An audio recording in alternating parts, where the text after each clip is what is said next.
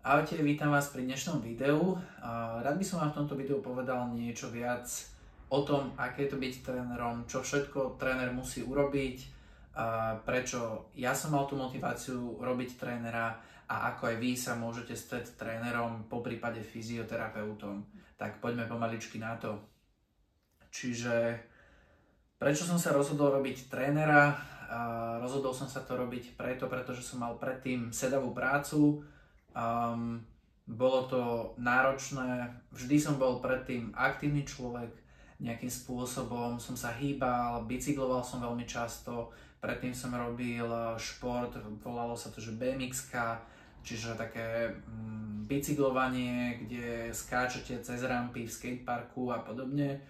A potom som študoval marketing, čiže niečo úplne iné a ja som to tak nejak pochopil, že to asi není úplne pre mňa sedieť non-stop pri počítači a stále sa nejako stresovať za tým počítačom, že kedy je nejaký termín a podobne.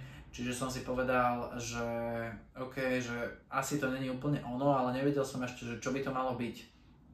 No a postupne, pomaličky ma začínal bolievať chrbát, už som bol taký nervózny v tej práci a podobne, tak som si hovoril, že OK, že bude super, možno keby spojím pohyb a fyzioterapiu, trénerstvo a pôjdem v podstate takýmto smerom. No a od toho, ako ma v podstate bolel ten chrbát, tak som si povedal, že OK, chcem vyliečiť svoj problém, ale rád by som v podstate vyliečil alebo teda pomohol aj iným ľuďom, ktorých trápia nejaké pohybové problémy. Rád by som ich udržiaval v podstate stále v pohybe, rád by som s nimi cvičil, čiže toto bola v podstate moja nejaká taká hlavná myšlienka, že prečo by som to mohol ísť robiť. Zároveň ja som relatívne podnikavý človek, mám rád nejakú akciu, mám rád, keď sa veci hýbu a preto som si povedal, že skúsim zobrať v podstate život do vlastných rúk a skúsime to takýmto spôsobom. Ako som už spomenul, tak začínal som v podstate so športom s BMX-kou. Bolo to zaujímavé, bolo to super obdobie, ale hovoril som si, že potrebujem teda niečo viacej. Moment, kedy som začal teda cítiť, že musím ísť robiť niečo viac, bol v robote, keď to už bolo neskutočne stresujúce, bolo toho naozaj strašne veľa a hovoril som si, že tak nemôžem fakt celý život takýmto spôsobom tu zostať a robiť marketing alebo robiť s tou reklamou, ale musím sa pohnúť niekde ďalej. Voľba fyzioterapie ako študijného odboru nastala v podstate po tom, čo som si urobil tréningový kurz, respektíve ono to bolo tak niekde relatívne zároveň. Čiže povedal som si, že dobre, začnem ako tréner, naučím sa, budem mať nejaké skúsenosti a pomôže mi to v podstate ďalej. Tak som si spravil prvý tréningový kurz, bolo to v jednej takej organizácii, čo tiež robí tréningové kurzy, není ich zase tak strašne veľa, takže dá sa to vyhľadať si. Bol to, tuším, 4-týždňový kurz, bolo to celkom zaujímavé, človek sa naučil také základy, no a od toho momentu som mal v rukách papier, že môžem ísť robiť trénera. Takže tak. Zároveň teda začínal som vtedy akurát na škole, čiže postupne to tak pomaličky išlo, človek si nabaloval nejaké tie vedomosti, nejaké tie skúsenosti a tak. Moje prvé skúsenosti s klientami boli v podstate už na tom kurze, teda neboli to ako takí samotní klienti, ale už tam sme sa teda niečo učili. Ja som si samozrejme študoval veľa toho aj doma. No a už na tom kurze teda sme došli do styku vlastne s tými ľuďmi, učili sme sa postupne jeden na druhom, ako nejaké veci diagnostikovať, ako cvičiť, ako vyskladať ten tréning a podobne. Tí prví klienti nastali v podstate tesne potom, pretože ja, jak som si spravil kurz, tak som v podstate rovno hneď v ten deň, alebo možno ďalší deň to bolo, tak som si podal životopis. Podal som si životopis do tej istej firmy alebo do tej istej organizácie, ktorá poskytuje aj tieto kurzy a na jedno z ich v podstate pracovísk alebo jedno z ich gymov.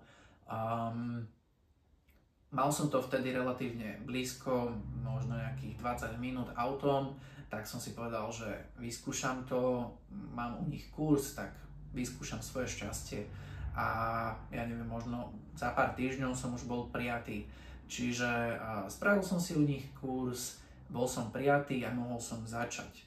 Za mňa toto rozhodnutie bolo dobré, super bolo, lebo mi veľa toho dalo. Bolo to zaujímavé z toho hľadiska, že som dostal klientov. Dostal som klientov, o ktorých som sa v podstate mohol starať, s ktorými som mohol začínať. Nemal som veľa skúseností, ešte som o tréningu zase tak veľa nevedel, ale bolo to super, lebo som ja tých klientov aktívne si nemusel hľadať, čiže toto bolo skvelé. Čo človek potrebuje, aby sa stal trénerom? Za mňa na Slovensku je to tak, že nepotrebuje človek veľmi veľa toho, čo je niekedy aj na škodu, ale OK. Možno začiatok dobrý pre vás. Potrebujete nejaký papier, teda kurz, ktorý si spravíte, potrebujete nejaký čas tomu vyhradiť, povedzme ten kurz, ktorý som mal ja, bol nejaké 4 týždne a potrebujete v podstate potom nejakú myšlienku, že ako začať, kde začať, či budem robiť na seba, alebo idem to vyskúšať cez nejakú organizáciu, treba si to tak nejakým spôsobom vyčistiť v hlave a zorganizovať si to. Ja som začal s tým, teda, že mi klientov dávali, fungovalo to takým spôsobom, že v podstate dostaneš telefónne čísielko na klienta, ktorý v podstate napísal tej firme, že by mal záujem o tréningy, no a to telefónne číslo si obvolal, povedal si tomu klientovi, že poskytuješ teda tréningy tam a tam, vieš, a on mal záujem o to konkrétne miesto. No a dohodli ste si prvý tréning, stretli ste sa a dali ste si teda prvý tréning. Ja som na začiatku toho veľa nevedel, urobil som to najlepšie ako som vedel, fakt, že snažil som sa, zisťoval som si predtým, spravil som si v podstate takú dôkladnejšiu diagnostiku, snažil som sa, aby to bolo tomu človeku príjemné, aby ten človek bol v príjemnom prostredí, aby sa cítil dobre. Snažil som sa o to poskytnúť maximálnu hodnotu. To, čo v tom čase som vedel urobiť najlepšie, tak som najlepšie urobil.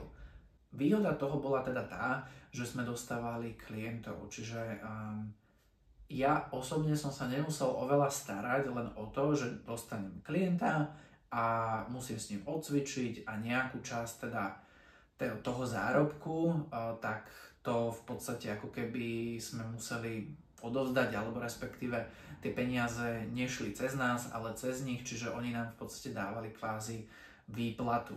Takže tak. Keď chcete byť trénerom, tak si musíte v podstate zvážiť teda, že či pôjdete cez takúto nejakú organizáciu, alebo či pôjdete robiť sami na seba.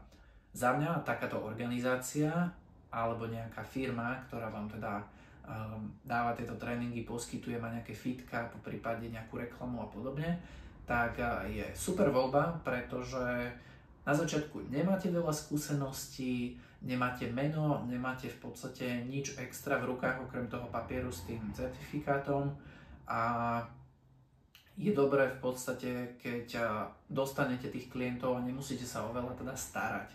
Čiže za mňa super voľba, ale postupne, ako ste lepší, máte nejaké kurzy a už to trošku inak vnímate, už máte odcvičené s tými ľuďmi, tak to začnete trošku prehodnocovať.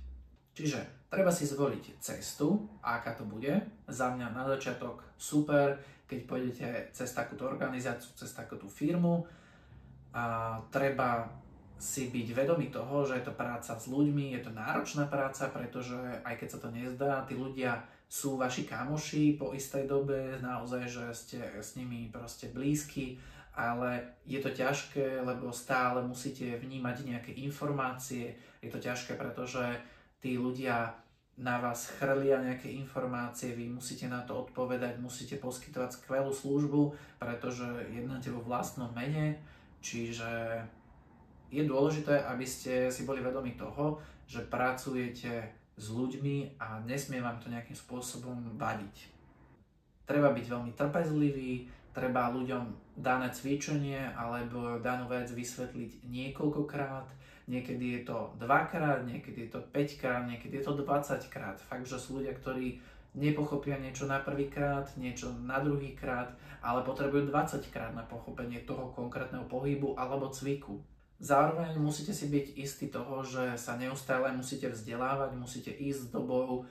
Tie jednotlivé vedecké metódy, vedecké štúdie sa ako keby stále evolvujú, stále prichádza niečo nové a vy musíte ako keby držať krok s tým.